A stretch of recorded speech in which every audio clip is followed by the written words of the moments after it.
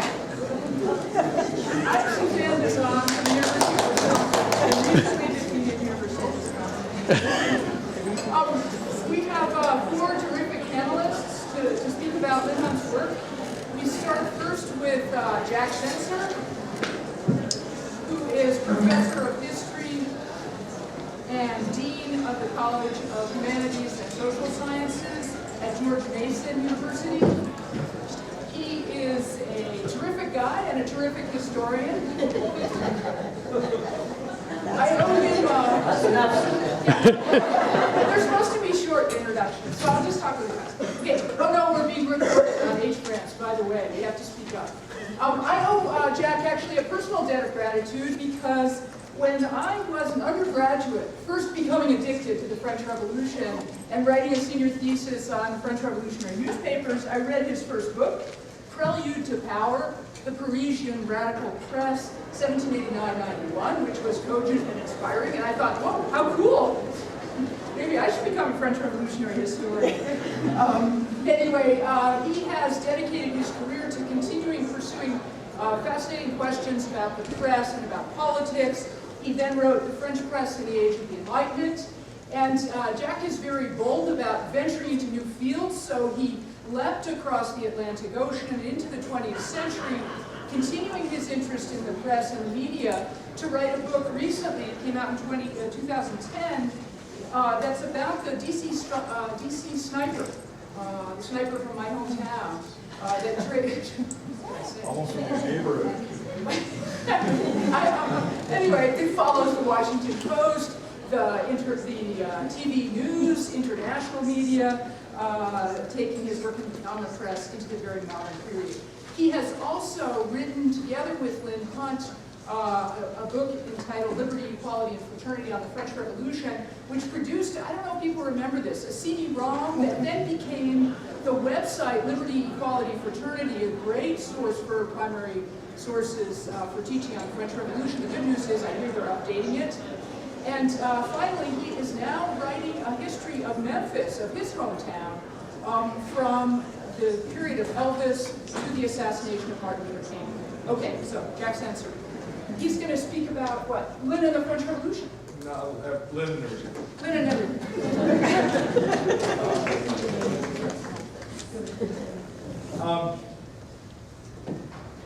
To begin to understand Lynn Hunt's place as a historian means going well back in scholarship, well over half a century ago, even before Lynn and I were born. Before World War II, the amount of work on French history produced in the United States based on primary sources was negligible. Louis Gottschalk, R.R. Palmer, Francis Ackham, Leo Gershoy, and Harold Parker produced the best. Oh, wait, let me light the door first, so you can hear me and all. Okay. The post-war generation expanded this group and organized around the newly formed 1954 or so Society for French Historical Studies. Following the vast expansion of student loans and the birth of research universities creating jobs and support, French history grew exponentially in the 1960s.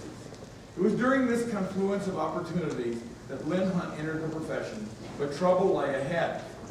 Beginning in 1969, the academic job market for historians collapsed, never to regain its vigor, although there were occasional improvements. The immediate reality, though, in the early 1970s was the emergence of a large number of recent PhDs.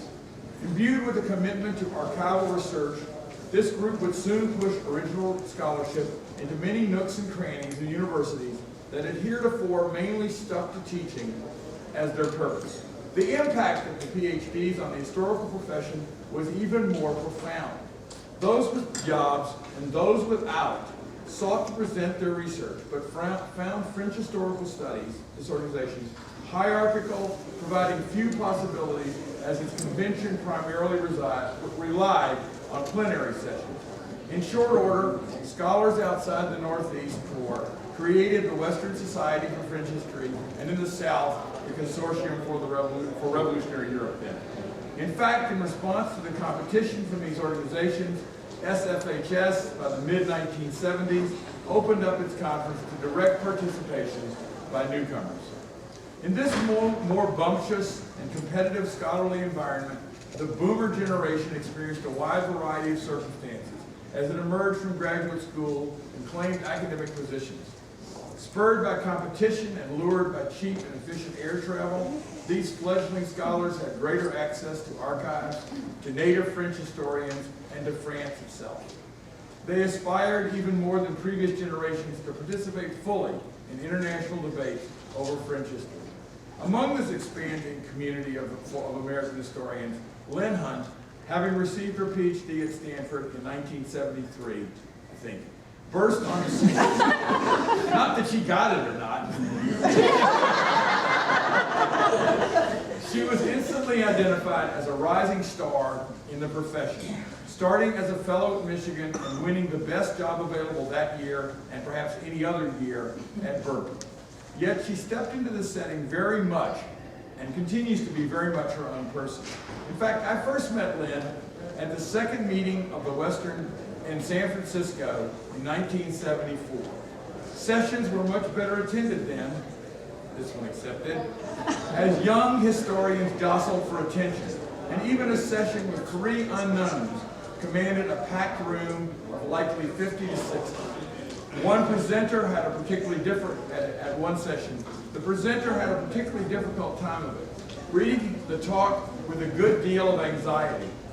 The commentator strongly challenged the thesis advanced, and the audience generally shared the commentator's skepticism. At the end of the session, as the members of the audience came up to question the panel, this presenter stood alone, gathering in papers. Yet it was Lynn Hunt who approached the scholar later in the hall, saying rather cheerfully, "I liked your paper." Here I should apologize for whining, because I obviously was the dispirited, lucky enough to benefit from the friendliness of Lynn's interest and reassurance. I'm certain that I speak for all of us when I say that Lynn's social role in that emerging community of French historians was democratic, warm, and helpful. Like many of you in the audience, I gained immeasurably from scholarly advice and friendship over the next 35 years plus. Before launching into Lynn's scholarly contribution to this new world of history in North America, let me touch briefly on another of her admirable traits. Lynn has balance. While she enjoys a fine meal or a great joke, she also works extremely hard. She and I once spent a week together in Vizille, as the Musée La Revue Saint-Française. Although every night we ate heartily and enjoyed provincial France, every morning when the library opened until it closed, we were there sorting through the images that would form the base for our website and book, which was already mentioned. Lynn was simultaneously working and providing a tutorial for me on how to read political cartoons. And in so many other venues, Lynn tutors, encourages, and sets the standard for hard work. This leadership extends into the intellectual world as well. For the generation of French historians in the United States that emerged in the early 1970s, Lynn unquestionably was a seminal presence. Better known then than any of that amazing cohort, it seems to me, in history outside the French history bastion, Lynn is also a major figure in the humanities and social sciences. And in France and Europe as well, she is well known and well regarded. The source of her extraordinary reputation is, of course, her brilliant scholarship, powered by her vigor and charisma.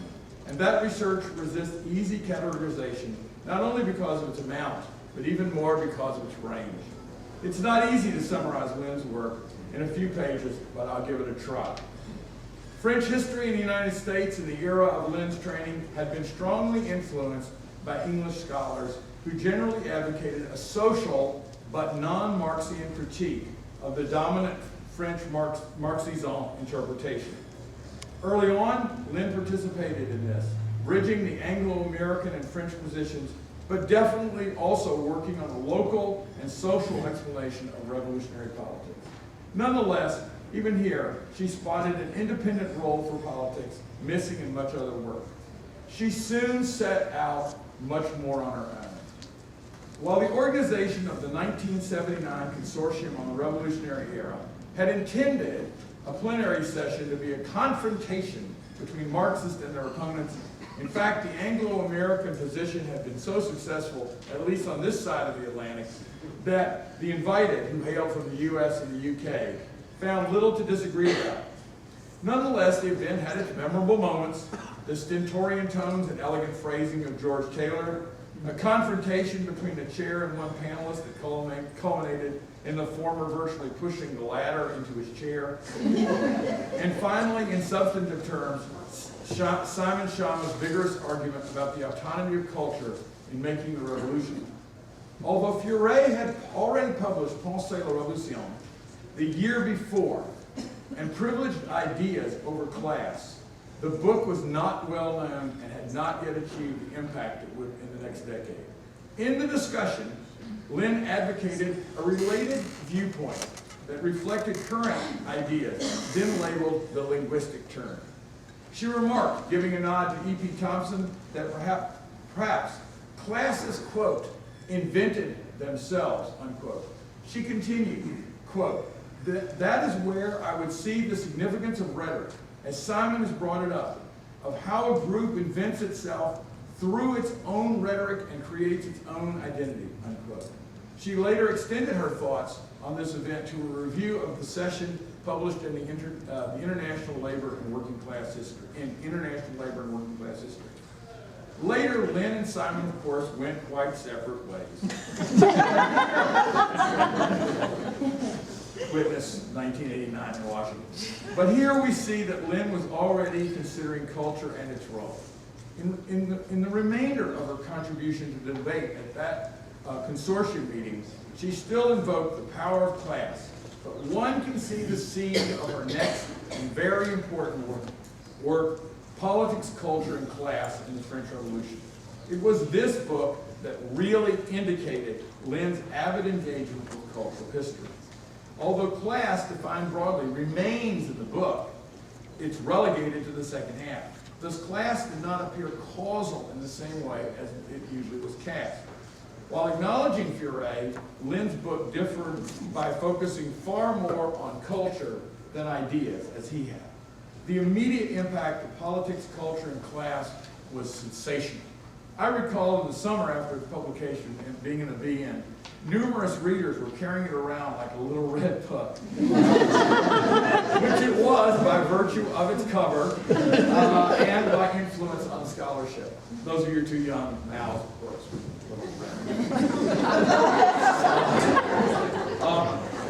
I feel like a Neanderthal.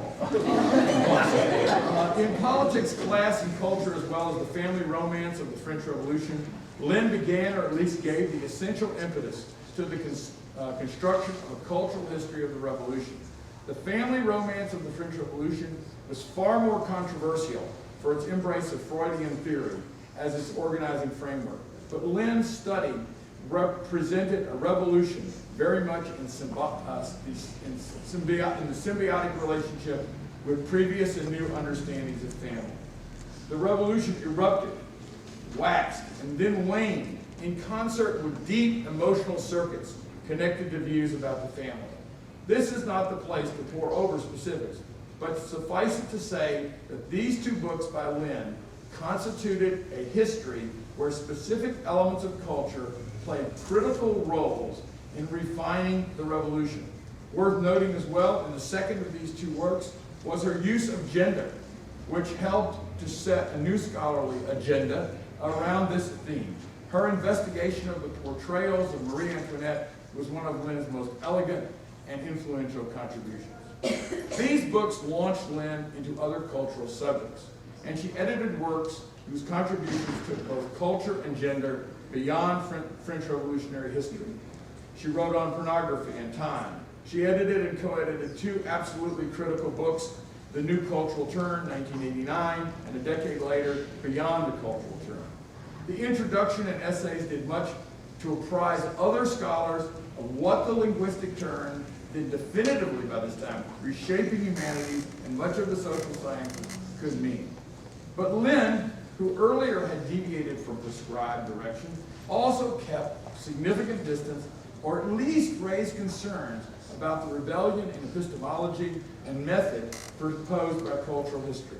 In the conclusion of the first volume, Lynn advocated openness to theory for historians, but then wondered aloud about the impact on history of the contradictory cultural models and theories, and settled for this general admonition. Historians working in the cultural should not be discouraged by theoretical diversity. Yet the second volume is more than simply mildly cautionary. I assume that it was not accidental that the articles in that volume lie between the extremes of positivism and postmodernism. They were, in a sense, occupying a reformist rather than revolutionary stance. The introduction, authored with colleague and sociologist Baecque seems to accept that some cultural studies had occasionally gone too far by emphasizing only symbolism without establishing its meaning in a particular historical context. And in fact, the conclusion notes, quote, "The cultural approach has been most successful in overturning the tried and true materialist metaphors about base and superstructure," unquote. But here, noted the editors, the authors in this collected volume consistently emphasize the relation process of identity formation, the conflict between competing narrations, and the inherent tension between culture viewed as a system and culture viewed as practice. Thus, these essays sought to embed and explicate culture, not in causal terms as the dictatorship of the symbolic, but in the interwoven connections between behavior and culture, providing further evidence of Lynn's caution regarding the full embrace of postmodernism was her defense of searching for the truth in history in her book on the discipline co-authored with Margaret Jacobs, unless you move, and Joy Southern. The current scholarly phase of Lynn's career has focused, as all of you know, on human rights. And here, once again, she has shown her independence. Already in the 1980s, debate over the impact of the revolution on women's roles and rights, as well as the figurations of feminism in the Revolutionary Catechism, Lynn had offered a bridging perspective, agreeing with other feminist scholars that the revolution had not served women well. Lynn differed, asserting that the poor outcome was neither inevitable nor, as many argued, inscribed in both the Enlightenment and the French Revolution.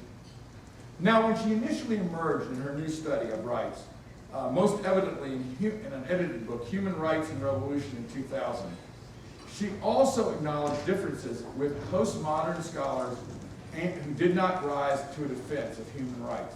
For example, citing Max Horkheimer and Theodor Adorno, she quotes them when they state that mankind was sinking into a new kind of barbarism, thanks to the, quote, indefatigable self-destructiveness of enlightenment. Of course, it is well known how elements of the far right have also attacked the Enlightenment, along with the broader and much more general disaffection with the revolution. Yet her essay in the edited book, which heralded much of what she would say in later studies, she embraced the liberating qualities of both the Enlightenment and the French Revolution. In a final paragraph, she emphasized strongly the paradox that these 18th century developments had been accompanied by retreats from and abuses of human rights. Nonetheless, the argument about revolution and rights is optimistic, contrasting to the view of others. Even among historians of the French Revolution, what used to be accepted as the positive, just granted, the positive impact of the revolution has been on the site of a retreat. Yet to reiterate, in disagreement with postmodernists, some conservatives, and some historians of the revolution, her introduction boldly links the two movements in the furtherance of human rights. Lynn articulated much more fully her understanding of human rights, highly accessible, Inventing Human Rights, a History. Its arguments are well known to this audience, so permit me to state this is a very intelligent, brilliantly written, and organized study that emphasizes the originality and the unexpectedness of the 18th century version of rights. This work scarcely alludes to those hesitations, as she did in her essay published in 2000. And she goes on to applaud the achievements in the closing decades of this century. The book enhances the understanding of human rights by tracing the obstacles faced by proponents in the 19th and 20th centuries. Yet the subtitle of the final chapter expresses Lynn's view. quote, why human rights failed only to succeed in the long run, unquote. And Lynn breaks from the historian's pose of neutrality by writing toward the end of her book, quote, human rights are our only commonly shared bulwark against evil, unquote. What can we say about Lynn's scholarship in the end? Her accomplishments have been extraordinary. She has mounted an interest in and sympathy for Enlightenment and the French Revolution. Having begun her work at the height of Robert Palmer's influence, she shares his concern for the overall positive impact of the revolution. Yet establishes her own tack by synthesizing her points much more elegantly and compellingly than even the brilliant master was able to do. She has also been the conduit for and the exponent of cultural history, the most powerful innovation in the last 30 years. And she has made both her own, in her own way, ably navigating between these two interests. Her work retains its freshness and incisiveness, and has in different times and in different ways transformed the scholarly discourse. I'm waiting for the second act.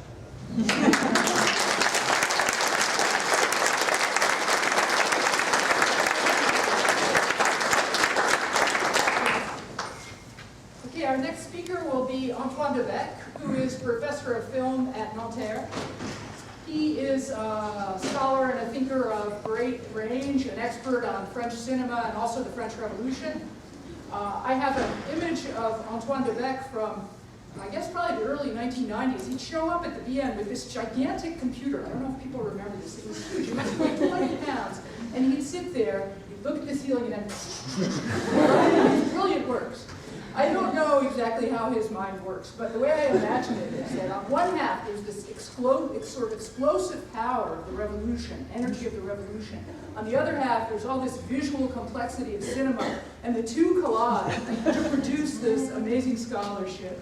I particularly like the body politic, the corporeal metaphor in France, which gives you, when you read it and reread it, as I have, a totally new take on the bodily metaphors in the French Revolution, everything from redrawing the map to, I don't know, sierras, everything is in there. The Glory and Terror is also a terrific book on the 7 deaths of the French Revolution. I should also advertise that he is speaking again later today at the plenary session on Agnès Varda. So with that, Antoine de Baecque is going to speak about Lynn's reception in France. Merci beaucoup, Suzanne. Je vais parler en français, excusez-moi. Oui, j'ai intitulé ma présentation « Lynn, Hunt et les sans-culottes de l'historiographie française ». La réception française des travaux de Lynn Hunt sur la Révolution.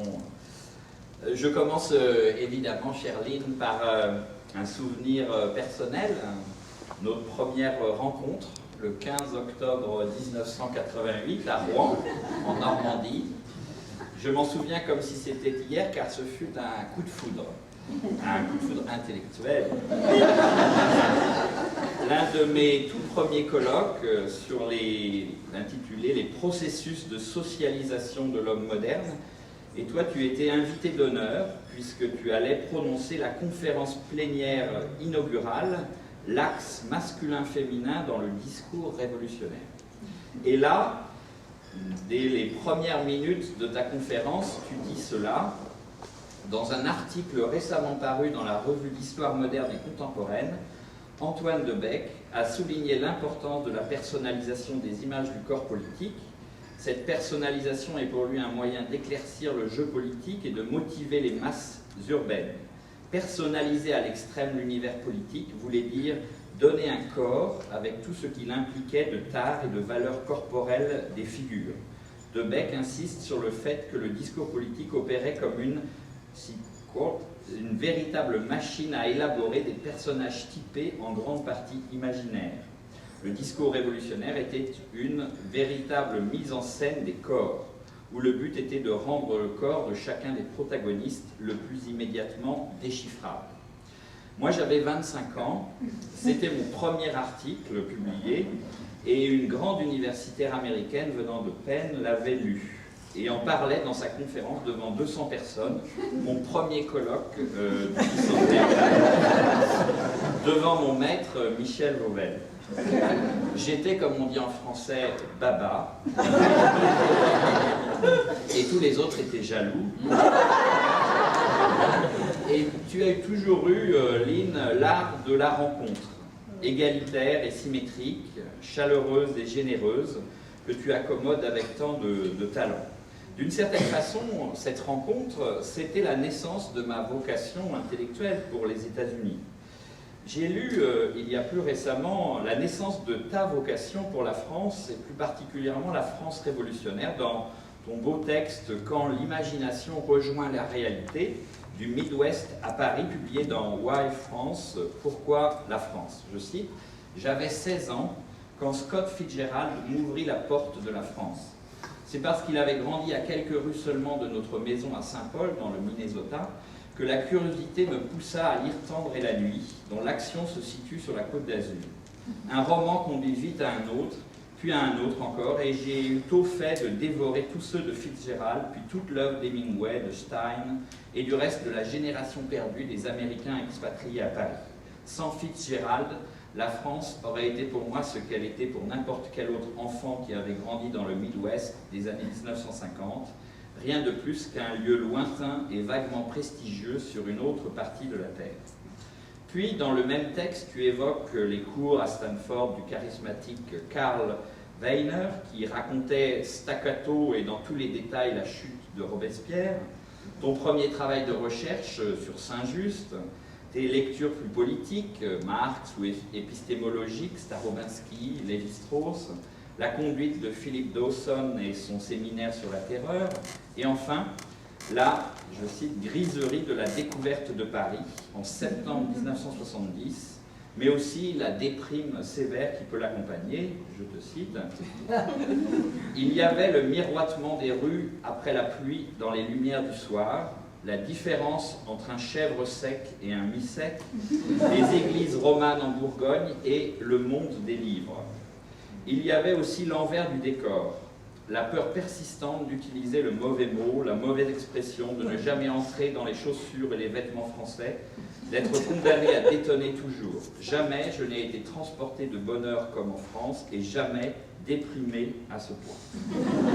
Tu arrivais donc pour te lancer dans une thèse sur Reims et Troyes dans la Révolution française, et quand le livre paraît, Revolution and Urban Politics in Provincial France, Troyes et Reims, 1786-1790, à Stanford University Press, la première reconnaissance en France vient d'un article de Daniel Roche, qui est quand même très bien, dans les Annales, juillet-août 1979, qui salue cette belle et chaleureuse étude.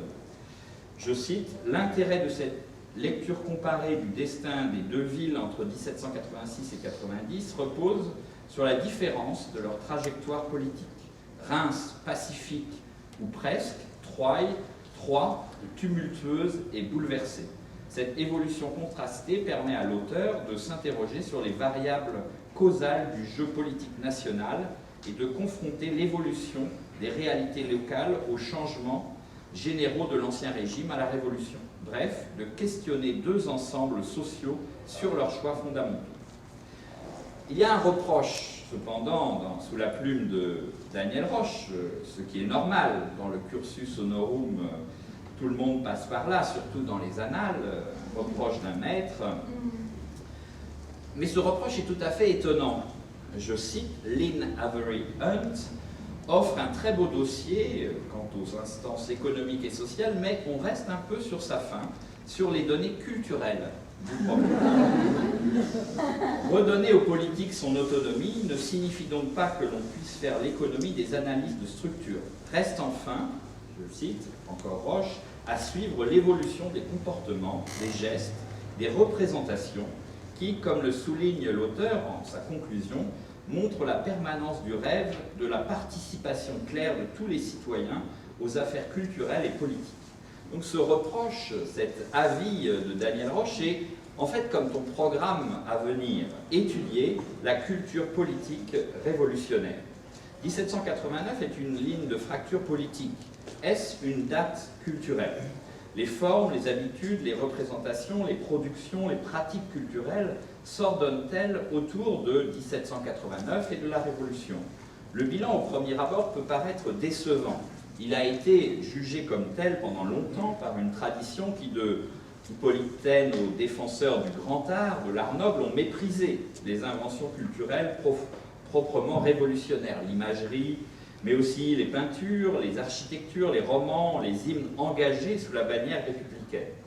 L'historiographie, dans le moment du bicentenaire de la Révolution, je reviendrai évidemment sur ce moment très particulier, a changé la perspective, souvent sous l'influence de recherches américaines, de la New Cultural History et de toi, Lynn.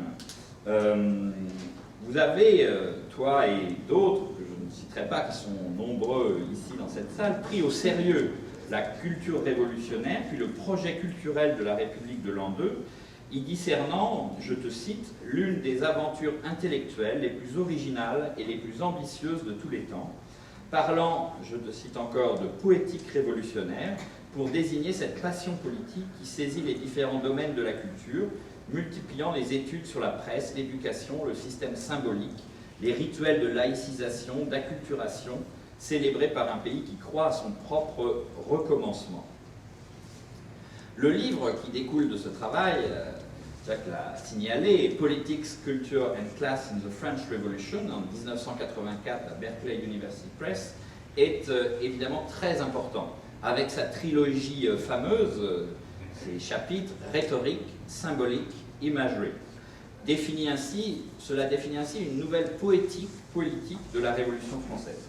Ce livre est essentiel, comme le dira d'ailleurs Jacques Revel dans sa préface d'un autre livre, le roman familial, traduit en 1995 en France. Tout cela s'inscrit dans ce qui a été nommé par toi, c'est une question, The New Cultural History, dans le recueil que tu diriges, que tu as dirigé dans la collection que tu diriges également, ce recueil paru en 1989, The New Cultural History, à Berkeley University Press, illustré par bien des articles de la revue Representation, également à Berkeley. Et cela a fait école aux États-Unis. Les élèves qui publient dans ta collection, dans la revue, forment une école, on peut dire, dont tu es à l'origine. Mais en France, quelle est la réception de cette école, de ces travaux, de tes propres travaux, Lynn? Elle existe, réelle, mais, et c'est ce qui la rend, je trouve, passionnante, elle est conflictuelle. Dans le contexte du bicentenaire, notamment, et d'ailleurs tu racontes dans ton texte autobiographique, que j'ai cité déjà, un séminaire chez François Furet, dès la fin de l'année 1984, à la suite directe de la parution de ton livre, où tu sembles prise entre trois feux.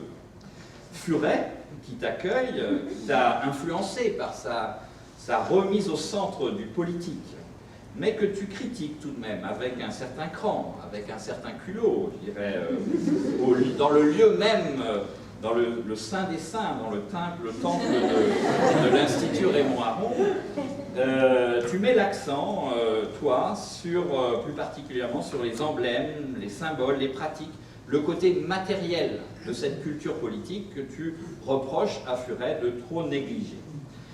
Deuxième feu, Roger Chartier, et on sait que c'est un feu puissant, parfois presque, il y a une puissance de feu au sens presque guerrier du terme chez Roger Chartier, qui t'attaque de façon assez frontale, en voyant en toi une sorte d'incarnation quasi démoniaque, nouvelle, séduisante, peut-être sans doute trop séduisante, ce qu'il te ramène au linguistic turn, je dirais plutôt au symbolic turn, lui défendant un ancrage social très fort de la culture et des représentations.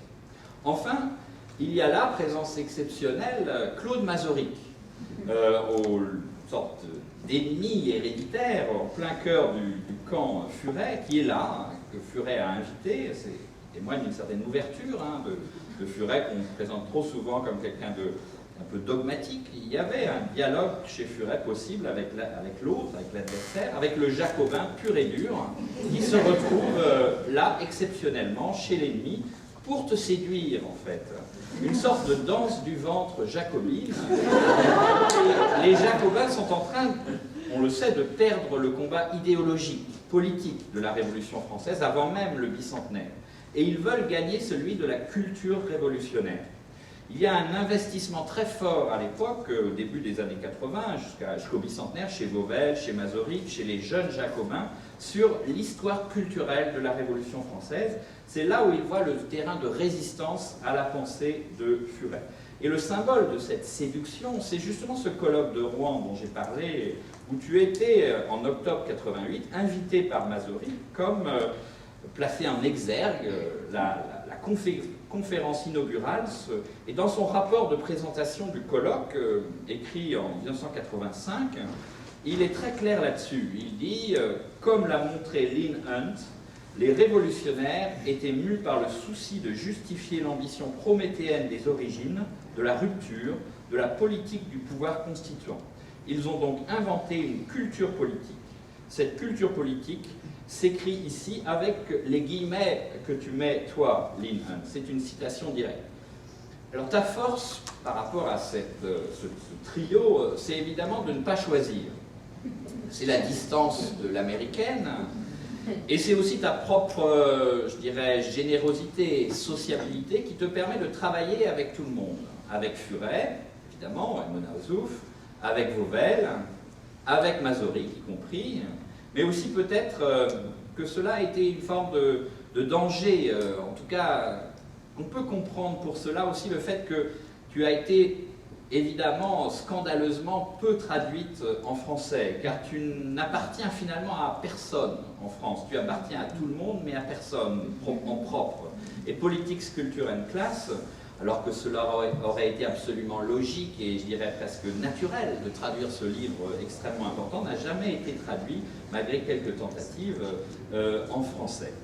Ta force, c'est donc la sociabilité du bicentenaire, cette participation à de nombreux séminaires, des colloques par dizaines, par centaines même, aux États-Unis et en France, tes étudiants américains, mais aussi l'influence que tu peux exercer en France sur les jeunes chercheurs de l'époque, les recherches que tu diriges ou que tu influences des deux côtés de l'Atlantique. C'est par là, par la rencontre, que passe ton influence en France. Et j'ai dit au début de cette conférence que c'était cette rencontre peut-être ton talent premier. Alors il n'y a qu'un seul livre de toi qui est traduit en français, hein, le roman familial de la Révolution chez Albin Michel en 1995, après le bicentenaire, quand les études révolutionnaires en France sont, je dirais, déclinantes, ou en tout cas dans une passe un petit peu mise entre parenthèses. Il y a peut-être eu trop de choses, une sorte de nausée au moment du bicentenaire de la Révolution, qui a fait que les études françaises ensuite ont été un petit peu déclinantes. Pourquoi ce livre? C'est peut-être parce que c'est le plus séduisant, cette idée de raconter autrement la Révolution avec à travers la trame de cette fiction maîtresse empruntée à Freud. Le terme même de fiction maîtresse est lui plutôt emprunté à Clifford Geertz, où, je dirais, à travers une forme de fictionnalisation de la Révolution française, tu fais vivre autrement la politique, la culture, les ruptures, les figures, les conflits révolutionnaires, les symboles et leur corps. Il y a une réception qui est très intéressée de ce livre, avec des comptes rendus, des longs comptes rendus dans les annales historiques de la Révolution française, dans les annales, dans la revue d'histoire moderne et contemporaine. Cela montre toujours cette réception finalement très diverse de ton travail, et puis bien sûr la très belle préface que Jacques Revel écrit au livre quand il paraît. Tous ces comptes rendus insistent, et je pense que c'est important, je vais finir là-dessus, sur bien sûr le côté très stimulant, très brillant, je dirais presque l'audace. C'est l'audace des interprétations, de ta manière de décrire l'histoire qui est mise en avant, une sorte d'histoire audacieuse. C'est ce qui caractérise ton image en France, je pense. Et voilà enfin le compte-rendu du monde des livres. Celui qui te faisait rêver, tu l'as écrit en arrivant à Paris en 1970, 25 ans auparavant. Il paraît le 3 février 1995, sous la plume du journaliste Nicolas Weil, l'un des des piliers, quelques années auparavant, du mensuel Le Monde de la Révolution française, auquel tu as parfois collaboré, avec cette conclusion: ce tableau révolutionnaire, dessiné par Lynn se révèle fécond à plus d'un titre. Et je trouve que fécond, ce mot féconde à plus d'un titre, nombreux ici sont ceux qui peuvent en témoigner, car tu as fécondé chez eux le désir de faire histoire, et notamment sur la Révolution française. C'est donc une formule qui te va bien, écrite par les sans-culottes français. Tu es féconde à plus d'un titre, et tu as fécondé les histoires, l'historiographie de la Révolution française. Merci.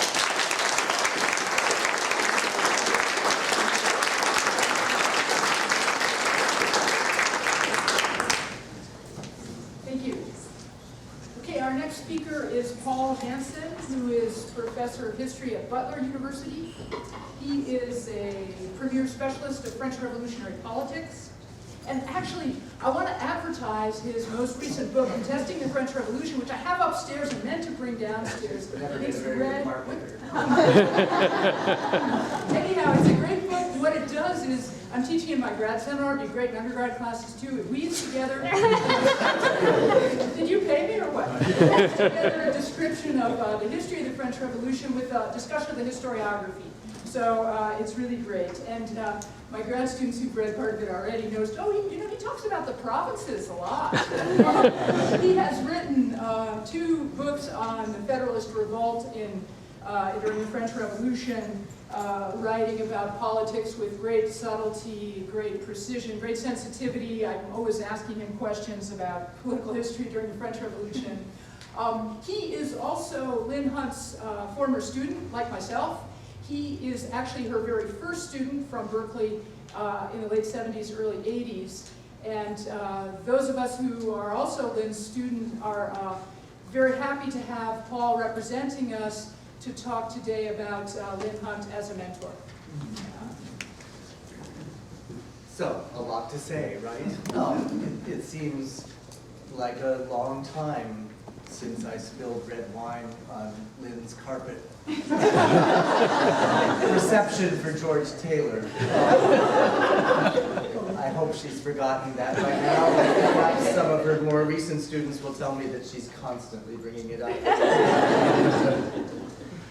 In any case, as many of you, if not all of you in the room know, Lynn was recognized a couple of years ago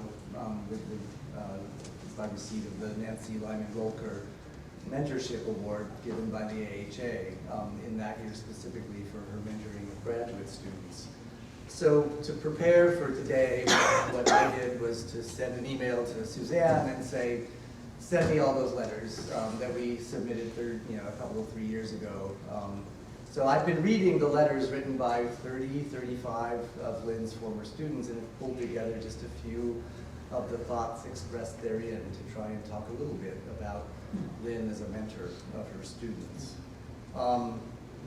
I was struck in reading those letters written by students from Berkeley, from Penn, from UCLA over the span of 30 years by how many of them commented that they remembered Lynn teaching their very first graduate seminar and sort of bringing them in that terrifying moment when we're trying to make the transition from being undergraduates to graduate students to doing serious history, and how important that was in taking that first step. As one of them put it, she was vital in creating a sense of openness and intellectual community, not only in that class, but in the department, and in making her students feel a part of that community. And she did that, I think, both it's odd to use this word in describing Lynn, perhaps in an aggressive way, by making it clear to them that they were to speak up and contribute and ask questions at departmental colloquia. That's part of your job as emerging professional historians. But also by nurturing, I think both Antoine and Jack have already used this phrase, which I've jotted down here, Lynn's extraordinary generosity of spirit in pulling out the best of her students, of her colleagues, of the work of other historians of the French Revolution, and making more of it in sort of, drawing insights out that sometimes we miss ourselves. So what is it that she taught to her students in those graduate years?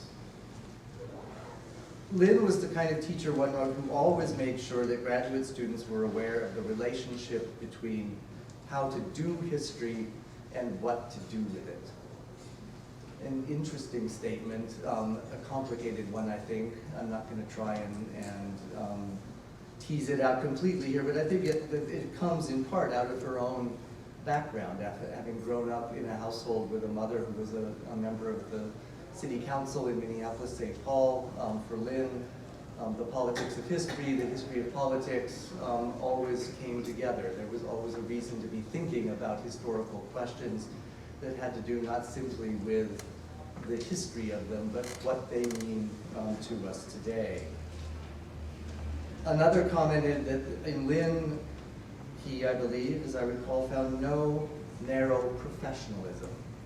Not that Lynn was anything less than thoroughly professional, but there was more there than that. Lynn had a life. She recognized that we had lives.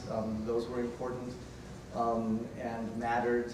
We weren't just here today to read and talk about Francois Furet or whoever it might be. The student who began with me at Berkeley, David Lansky, who came to Los Angeles a couple of years ago for Lynn's award, wrote in his letter that I look back now and realize how much Lynn's way of teaching and even thinking proved essential to my eventual career path. And that by someone who left history behind. David never taught history. He never became a professor. He went into the field of healthcare and healthcare consulting, but yet found his work at Berkeley with Lynn an enormously important part of what he later went on to do. And I think enormously appreciated the fact that even as we felt David drifting in a different direction, there was no sort of, well, all right, you out the door, done with you, you're going off to do something else. Indeed, among the 35 students whose letters I wrote, I would say the vast majority of them are working in fields other than French Revolutionary history, are working in 19th century French history, in Italian history, in other facets of European history, and all felt welcomed, encouraged, supported, and indeed taught by Lynn, despite those variances of interest.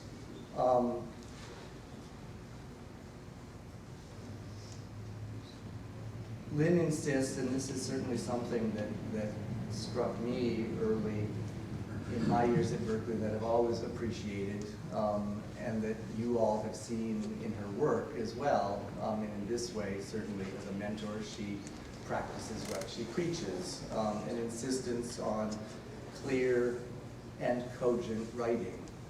It doesn't have to be long, it doesn't have to be drawn out, get to the point and make your point as clearly as possible.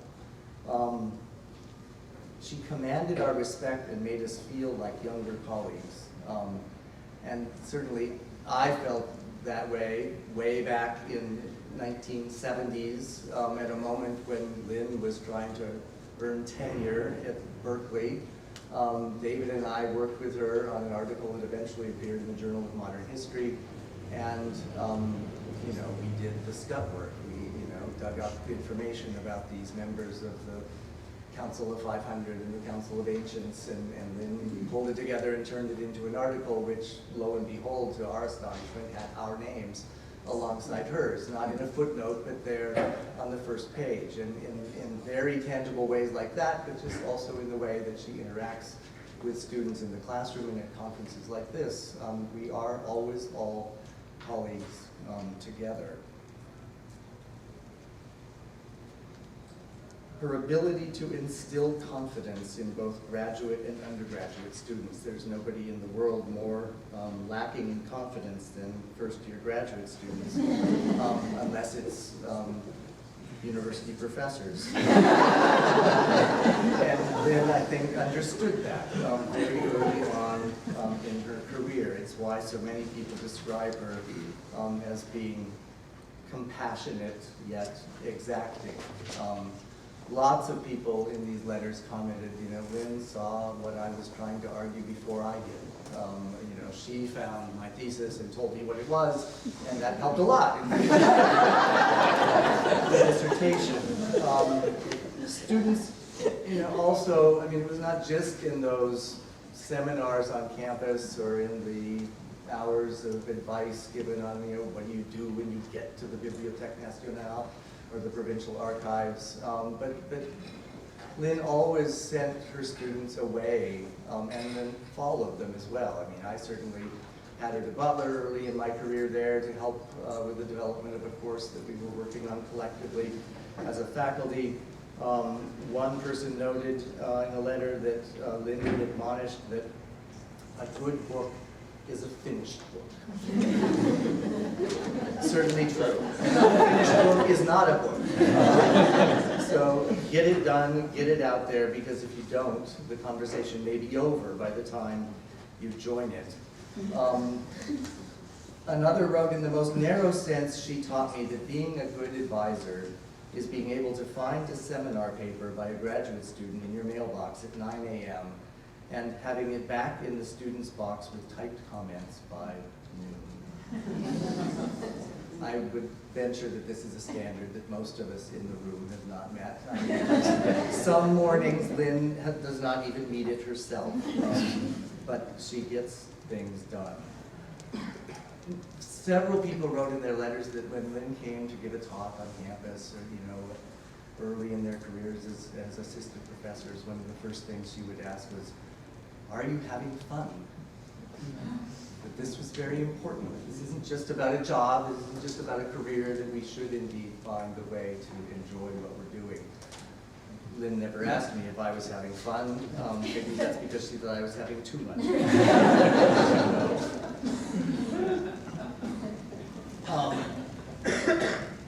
Just a couple of final thoughts here to wrap things together. Since Jack didn't really mention this book so much, and since I found it so enjoyable to teach, let me give a plug, into plugs today, for Measuring Time, Making History, a little book drawn from lectures she gave in Budapest, what, 5-6 years ago. The first time I assigned it, my bookstore was not happy with me. How the hell do you expect us to get a book that was published in Budapest in 4 weeks for your course? But they did. I've used it in an historiography class, and it unfailingly, the students find it lucid, they find it provocative. I had 2 papers that I met with students about just at the beginning of this week, one of whom said, gee, I never thought about time in that way before. I always just thought that there was time, not that it was constructed in some sense. And the other who commented that I'll never think about, you know, the history of other places of the world in the same way as I do now, having read Lynn's book and her comments about the European time being, in a sense, imposed upon the rest of the world in the course of the 19th century. So I recommend that book to you. We were together, Lynn and Suzanne and I, a year ago or so in Tallahassee at another conference. And at dinner, it was a plenary talk, of course, and after dinner, we found ourselves talking together with William Nelson, who had just gotten his first tenure-track job. And as we parted for the evening, Lynn looked at William and said, remember, we're having breakfast tomorrow morning. We still haven't had the retirement talk. I looked at Suzanne and I said, we never had the retirement talk. The world has changed. One has to think about retirement more today, I guess, than one did back in the 1970s when all we worried about was whether we would ever get a job. But that's just another example of the way in which Lynn thinks about more than just getting that job, but thinking on down the line. If we look around the room today at each other, I think one of the striking things about it is the gender balance in the room. It's just about 50-50. Jack listed off that group of historians who were doing serious archival work before World War II, a very short list. a very male list. Certainly there were women in the French historical profession practicing before Lynn arrived. Lyman Roker, notable among them, Natalie Davis, Sarah Hanley. But when Lynn arrived at Berkeley, as I recall, and Lynn will correct me, I'm sure if I'm wrong about this, in 1974, there were 3 other women in the history department, in a department of 70 plus professors. And I think as much as anything else, watching Lynn navigate the politics of that department, not that it was a particularly contentious department, but it was a very male department, but navigate it, make her way through it, make her mark in the most gracious of ways, helped me when I went on to not my first teaching position, but my first tenure track position in Indiana, where there are not so many Scandinavians, and very few people from Berkeley teaching in the Midwest. And I think even though my task was not as daunting as hers, her model, her example was a very important one to me. So I remain eternally grateful to all I learned from Lynn and all that I continue to learn. I could talk much longer, but you need to hear from Sarah.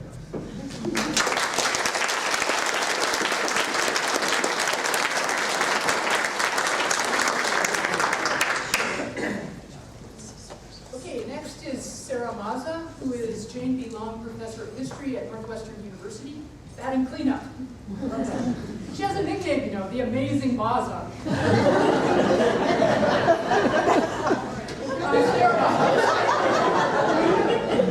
Okay, well, I'm starting it.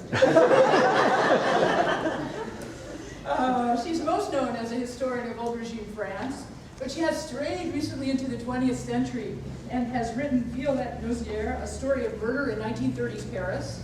I haven't read it. I mean, it sounds really good. I'm sure it's good.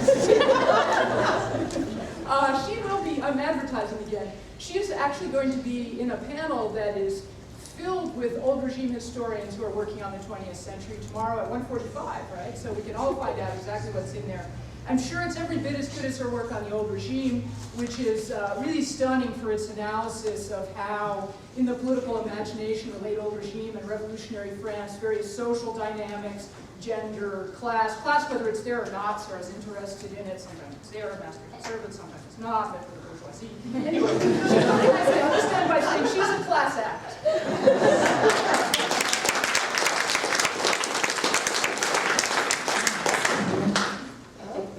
Yes, and this is short, so don't worry. It's called The Tao of Lynn, and it's about Lynn's intellectual and professional style. Of course, it echoes a little bit what everybody else has said, but anyway. So I'm very honored to be on this panel because I have no official connection to Lynn Hans. I'm not a student or a co-author, but I'm somebody who benefited from Lynn's friendship and informal mentoring from early on in my career. And it was a huge relief. Here I'm echoing a bit of what Paul evoked at the end there. It was a huge relief to meet Lynn when I did in the early 1980s because since then I'd been immersed in mostly all-male academia. And with some notable exceptions, the few senior women I ran into were either paranoid with very good reason or extremely serious. It is impossible to express how helpful it was to encounter a female academic who took the view that A, ideas matter, B, this whole thing should be fun, and C, at the end of the day, it's just a job and you can go home and watch TV. What I think as Hunt's style is the ability to take ideas seriously without taking yourself seriously, the improbable marriage of risk-taking and common sense. Lynn is the only person I know who writes very sensible things about pornography. Lynn Hunt has, of course, taken many intellectual risks over the course of her career, and they all start from the premise that scholarship is a communal endeavor, not a solitary pursuit. And if you want to start a conversation, you have to stick your neck out.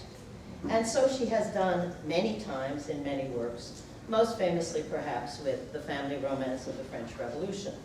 You don't write a history book with Freud as the paradigm setter and a chapter on Sade as a theorist of the revolution without expecting all hell to break loose, which it duly did.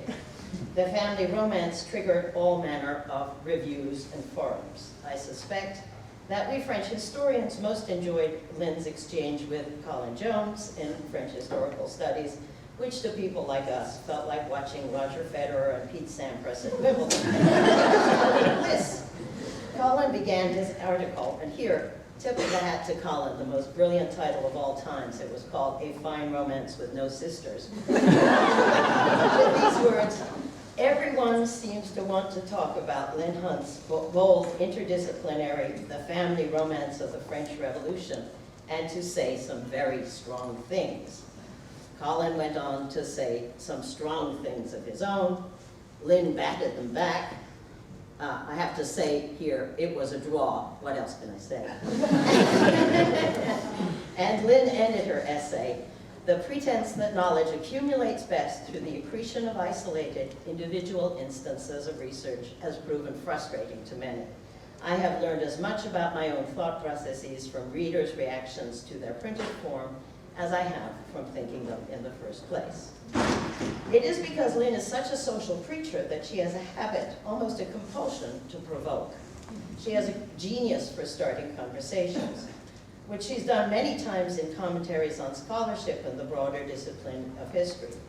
In 1994, right on the heels of her most interdisciplinary book, she published an article entitled The Virtues of Disciplinarity, which argued that since meaning in humanistic scholarship comes from differentiation, disciplinary boundaries were obviously a good thing. It opened with the irrefutable and somehow very Huntian statement, you can't cross boundaries if you don't know where they are. And I imagine this in Lynn's quintessential cadence with the italics on the last word. A decade ago, when she was president of the AHA, the titles of her monthly essays and perspectives always had me saying to myself, yes, of course, why is nobody talking about this? In March, she asked, where have all the theories gone? What does it mean that we're no longer arguing about methods? What does this have to do with mounting concerns about plagiarism? Is the trend towards global history a method or a process? In May, in Against Presentism, she sounded the alarm again about the presentism of many students who flock to courses about the recent past, want to study the origins of their own social groups, and fall easily into attitudes of temporal superiority or contempt for the past. And in November, she asked the question that dogs all of us in this room, is European history passé? These questions about the discipline were thought-provoking, but even more radical were Lynn's columns about the profession. Who other than Lynn would dare to ask, has professionalization gone too far? While making clear her sympathy for beleaguered job seekers, she wrote, the now 30-year-long crisis in the job market has clouded our vision. It has made getting a job seem more important than knowing why you want one. Graduate students in research universities are nowadays relentlessly professionalized. They give papers, publish articles, attend endless workshops, and practice interviews. Does this leave them any time, any mental space to enjoy ideas? Are we, again, in the deepest sense of the expression, having fun? In other columns, Lynn pursued the same kinds of questions about the danger to creative thinking of our over-professionalized world. What's the consequence of the skyrocketing number of administrators in our institutions? Our numerical course evaluations and the endless scramble.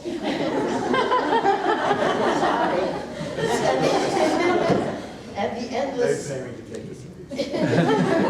And the endless scramble for good numbers undermining the quality of our teaching. Why are there fewer acknowledged great historians in our generation than before? Has the routinization, here I'm quoting her, of the standards for promotion advanced in the name of equity actually dampened the outsized ambition, slightly manic zeal, and even downright eccentricity that doesn't fit so neatly into promotion dossiers, but often issues in truly original work? Actually, you know, I think Edward Thompson and Fernand Braudel didn't have to do domestic chores, and it's easier to be eccentric and zealous when you don't have to do the laundry. But you know, it's a good question. In other essays, Lynn made observations that, while entirely convincing, were bound to make various constituencies uncomfortable. Yes, we should rejoice that the historical profession is becoming increasingly feminized. But we should bear in mind that in the past, feminization has always been the pretext for the devaluation of fields and professions. While most of us applaud the end of mandatory retirement for ourselves, she invited us to think about the implication of having tenure and no obligation to bow out. As she put it pointedly, quote, "Other workers can now work as long as they are qualified." In our profession, judgment comes only once near the start of our careers. Maybe we really should think harder about the tenure system. It takes a lot of nerve to raise these issues in the periodical of our main professional association. And Lynn graciously had included her email address at the end of her column, but not at the end of the tenure column.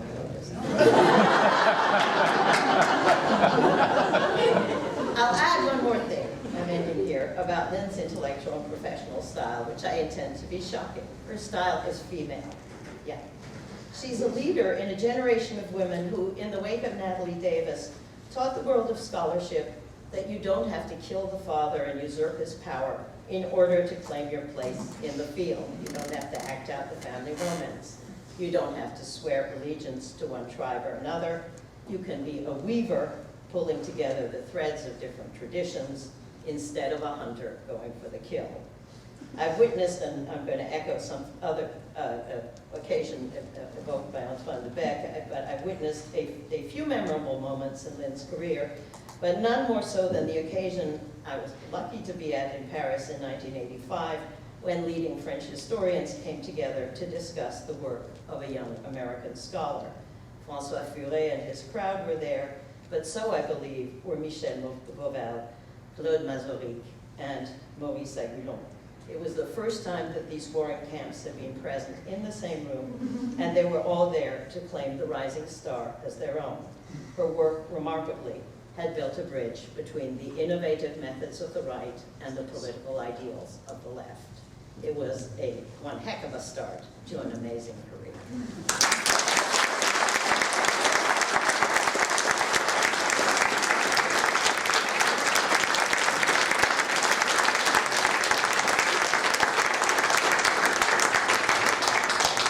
Thank you. Okay, last I'd like to introduce Lynn Hunt. And after all that, I thought, well, I won't talk about her work. I want to talk about who Lynn is. And I thought about 4 characteristics about Lynn. One is that she's personally insightful. A second is that she's intellectually brilliant. A third, that's all this has been mentioned, that she's endlessly generous.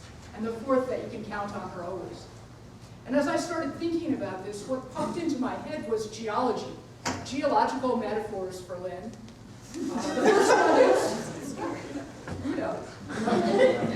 The first one is bedrock. Lynn is foundational, and I mean this intellectually for the field, for the profession. I think that many of her works have laid a foundation that so many of the rest of us have built on. I also mean it personally, and here I think I'm speaking for many people, that there's something about Lynn's style, and Sarah was capturing something of this, I think also, that directness, that sort of Minnesota mama, dead on, no, don't beat around the bush, but also a very unassuming, part of that, it definitely is an unassuming style, a modesty that is part of her bedrock characteristic that's deeply reassuring.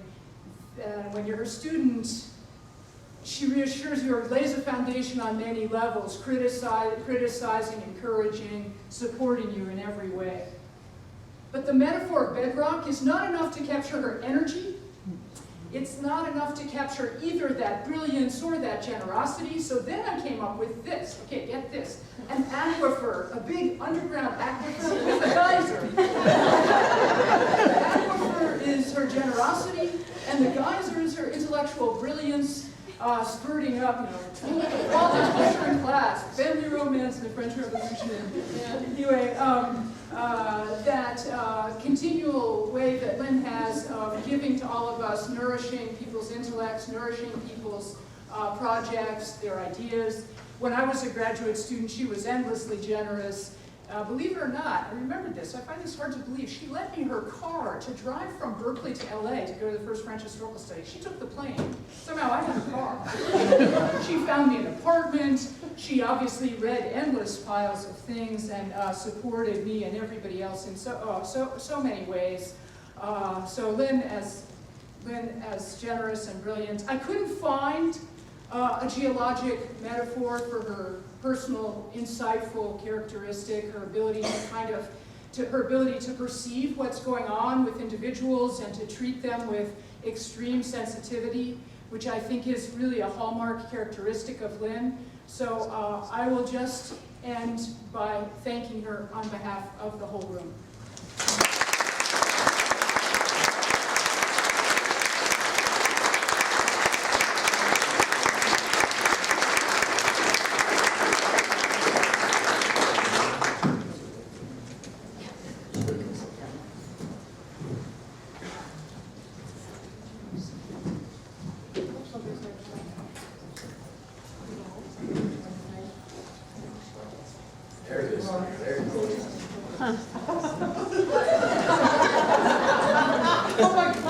I want to start by thanking the panel members, Jack and Antoine and Paul and Sarah and Suzanne in particular for organizing this. This could have been kind of dreary, and I thought you were all incredibly, not just generous, but I actually, as usual, learned a lot from hearing what you thought about various elements. So I thank you deeply for that. It was just wonderful. French history is worth doing because of colleagues like these and because of students, many students I've had over the year, both undergraduate and especially graduate. I'm going to begin today, and I'm not going to talk for that long, but I'm going to begin with why I was attracted to French history. Since this has the danger of being a pious occasion, I thought I would introduce a note of levity with a picture of my father holding me in Panama to explain to you why palm trees became such an important part of my aspirations in life. I was born in Panama. The palm trees were not the reason I went into French history.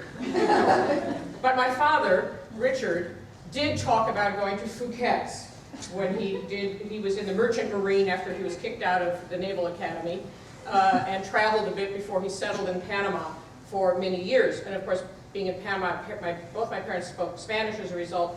That, of course, had very little to do with my going into French history, except resisting learning Spanish in St. Paul when I was 9 years old and they wanted me to learn Spanish. I do think, however, my genetic disposition, here I am in Panama at about 2, with my mother's glasses on, with the book upside down, reading to my doll, I did have a genetic disposition toward the didactic. I think that is fair to say. I was destined for German history. This is the basic truth. Both of my maternal grandparents were German speakers, and were still German speakers when I was growing up. My grandfather could barely speak English. My grandmother grew up in the United States, but in a German-speaking community. They went to a German-speaking church the whole time I was a child. On the left, my grandmother, who was called by her siblings Lena, with her parents and her 13 German-speaking siblings. On the right, my grandfather, with the unfortunate Adolf. They made him change his name from Mueller to Miller when he came to the United States and immigrated, and then he married my grandmother, whose name was Mueller. And had to be forced to change her name. So the Muellers in St. Paul, Minnesota, there you see, we were visiting. We visited a couple times before we moved back to the United States. My mother was an only child, and so we moved back to St. Paul, which of course had no palm trees. I did have great teachers, and I think this is important. my great teacher at Carleton College, Carl Wiener. You can't see him very well. That's actually the back of his head looking at a picture of himself when he's very young. And then a picture below that of Janet Pulaski, another one of his students, talking to him at his retirement party. Just to be clear, the conversation I was going to have with William last year at the consortium was not about my retirement, which is next year, but about his retirement 35 or 40 years from now and what he should be thinking about in order to prepare for it. I didn't want you to think I was going around talking about my retirement with everybody who would listen. But this brings up an important point. This is from Carl's retirement party, where the cape, of course, shows a guillotine and says, "Vive la retraite, we will miss you, Carl." And it brings up the importance of partying to French historians. Now, Carl was a French historian, and he had a great class on the French Revolution. So when I went to Stanford to study German history with Gordon Craig, I did have, however, this background, because I had actually been first a German major and had learned French because all German majors are required to know French. So I had taken French before I went to graduate school. And then when I got to Stanford, I realized that either I could work with the really famous professor of German history who spent 30 seconds signing my study card, or I could study with the assistant professor, Philip Dawson, who was always in his office and available for conversation, and I realized I needed the moral support. So I switched from being interested in the rise of the Nazis to the other big interest I had, the French Revolution. The number of women on the history faculty at Stanford at the time was 0. There was, however, one woman who was a lecturer in Western Civ who had done her thesis on women in 18th century Parisian salons, Margot Dreckmeyer. She never published that work, but she was a fantastic intellectual, and she had a great influence on me while I was at Stanford. I was lucky enough to go to Stanford in 1967, which meant I was at Stanford in the 3 years at which something actually happened. Affectionately known as the farm. I went to Stanford because I went to visit it in January from Carleton College and walked down Palm Drive and thought, why not? There's sun, there's palm trees. It's so different from Minnesota, it's almost hard to believe. This picture is actually on the Stanford website. And I'd like to point out that this is not what Stanford looks like today, because that entire hill behind it is filled with buildings. Anyway, I was there during the Vietnam War, the beginning of women's liberation, beginning of gay liberation. We actually had boycotts, demonstrations, tear gas while marching on Hewlett-Packard, fist fights in faculty meetings. I mean, it was fantastic. That's what I thought graduate school was all about. And so it actually fit very well with being interested in the French Revolution and being interested in what made a situation revolutionary. So I went to French history.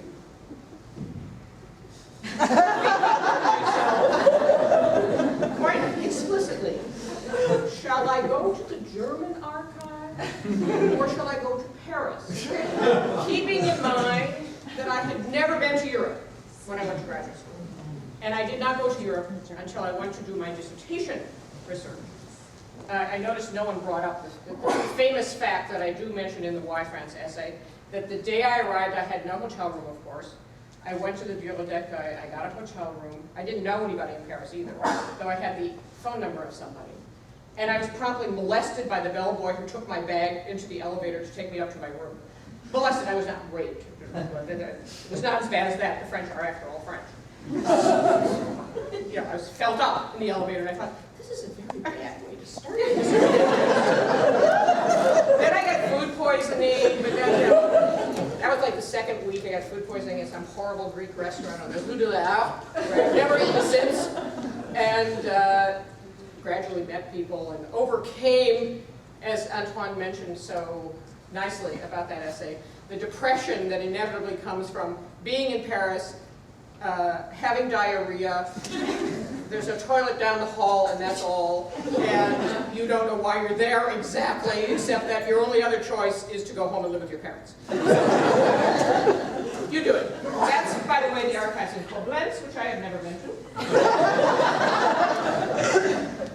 And just the last couple couple of slides. I got interested in revolution and politics and family. Paul mentioned this. My mother, who is still alive, was a kind of political activist. She was sent to Panama during the war, and hence met my father there.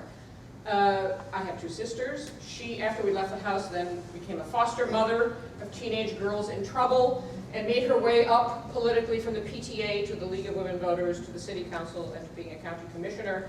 And she still, at age 87, drives people to the legislature to lobby them about various of her favorite causes. Mm-hmm. So I grew up kind of interested in what I was really interested in is what does it do to people to discuss politics in a particularly heated and energetic environment? How do people change their views so quickly? Having been a student in the 60s, this was an inevitability. I still remember the minute at Stanford, literally the minute at Stanford. I was standing in the quad where what was then near the law school, which had better food than any place else, and thinking, women, I never had a problem about the fact that I was a woman. And there was like this sudden moment of, oh my God, there's an issue here. And I haven't seen it. So there was a way in which I totally related to the revolutionaries of 1789 who said that it was like a veil that fell from their eyes. How could they have lived with this political system all these centuries and not had any second thoughts about it, much less thought to change it? So my graduate school days were very much like that. So then why France still? Why France still? Well, ideas. Foucault, I was lucky enough to be a graduate student when he gave his inaugural lecture at the Collège de France, which I attended. And not Taubiac. That's why there's a red X across Taubiac. Definitely the life of Paris. Now we've been renting an apartment in the Troisième, as Vanessa knows. Totally coincidentally across the street from where Vanessa Schwartz goes. When she goes to Paris, the Marché des Enfants Rouges, which actually looks much gaudier than that most of the time, but I thought it was a nice picture. And still Le Monde des Livres, which is still one of my favorite of all things. So let me just conclude with a last couple of thoughts about the future. Why is French history still worth doing? Besides, of course, the food and the wine. It's still there.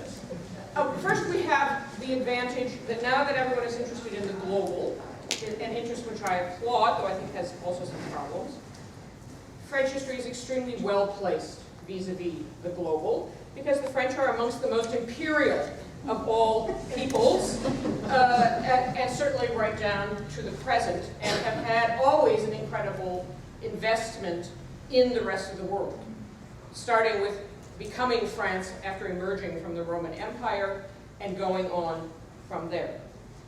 It has, however, some other advantages that I think are perhaps more closer to home than the global, at least for most of us. It has the advantage of ideas, which is why I have the picture of Foucault up there. The thing that always struck me about being in French history is that alongside the historical side in France, and Antoine is actually a perfect exemplification of this, is the fact that in France, actually people, even historians, are intellectuals. Something that we have a much bigger problem with here because we have a much more managerial-oriented university system. I don't mean because it has so many administrators, but just because our work requires a kind of managerial presence. What I've always loved about France is that ideas matter so much. Even with what is supposedly the end of most of the maîtres penseurs, it turns out there's always somebody else emerging who's going to make an impact, because somehow writing for the general public matters in France in a way that it has actually never mattered, perhaps, in the United States. And that means that even French scholars can have an impact that I think serves as a kind of aspiration to us. Now, why is it that ideas are so important in France? It is in part because France has had so many incredible events to think about. Starting, of course, with the most important event ever in world history, the French Revolution. Continuing to 1848, the Paris Commune, no one had ever seen anything like that, the Popular Front, Vichy, the Resistance, May 68. Every time you turn around, there's something incredibly important to think with and to think through that points to the most important ideas. Those ideas: revolution, democracy, socialism, the meaning of the self, family, culture itself. None of these have lost their salience in the modern world.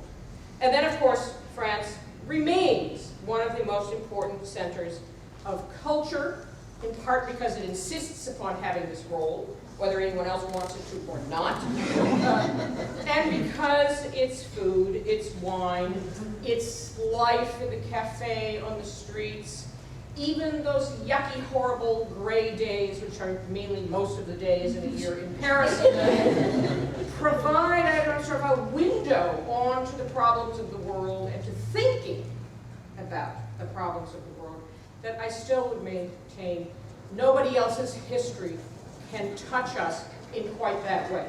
Of course, I do have the advantage of speaking to the converted. Thank you very much.